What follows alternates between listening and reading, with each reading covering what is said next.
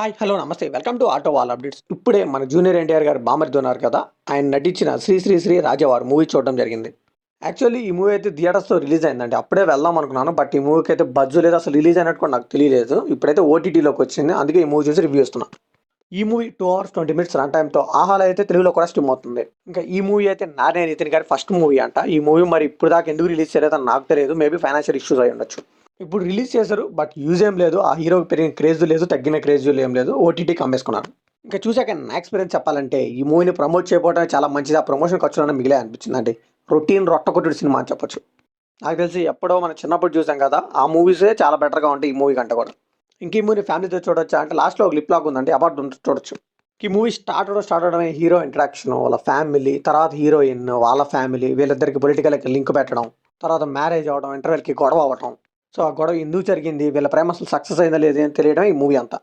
ఈ మూవీలో పాజిటివ్ విషయానికి వస్తే నేనైతే చాలా పాజిటివ్ మైండ్ సెట్తో ఈ మూవీని ట్రై చేశానండి. ఎంత పాజిటివ్గా ట్రై చేసినా కానీ నాకైతే ఒక్క పాజిటివ్ కూడా తట్టలేదు. సిటీలో కంటే పల్లెటూరులోనే హీరో ఎలా బతుకుతాడనే కొన్ని మూమెంట్స్ బాగా చూపించారు.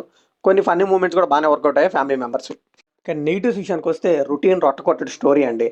అదే లవ్ స్టోరీ, ఇంటర్వెల్కి ఒక ఛాలెంజ్, అది కూడా వాళ్ళ మావయ్యతో. ఇక ఛాలెంజ్ అన్నాక లాస్ట్లో ఏమవుతుందో మన అందరికీ తెలిసిందేగా, చాలా ప్రిడిక్టబుల్గా ఉంటుంది. ఎన్నో మూవీస్లో చూసాం ఆల్రెడీ మనం.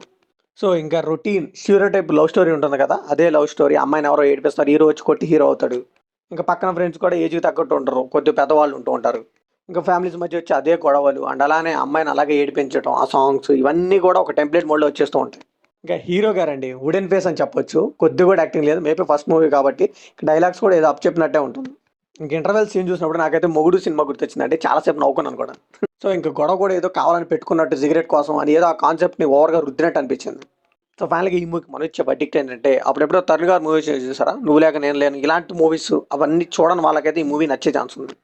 సో ఈ మిగతా వాళ్ళకైతే ఎలాంటి కొత్తదనం లేదు, చాలా డిసప్పాయింట్ అని చెప్పొచ్చు. పెద్ద రాడ్ మూవీ. ఇంకా తెలుసు కదండి, ఆహా అంటేనే పెద్ద రాడ్లు ఇచ్చే ప్లాట్ఫామ్ అని. ఇంకా మనం దాని గురించి ఇంకెంతకంటే ఏం ఎక్స్పెక్ట్ చేస్తాం చెప్పండి. సో ఇది కంప్లీట్ నా ఒపీనియన్ మాత్రమే. మరి ఈ మూవీ మీకు అనిపించిన కంప్లీట్ షేర్ చేసుకోండి, లైక్ చేయండి, షేర్ చేయండి, వెళ్ళే ముందు సబ్స్క్రైబ్ చేసుకోండి.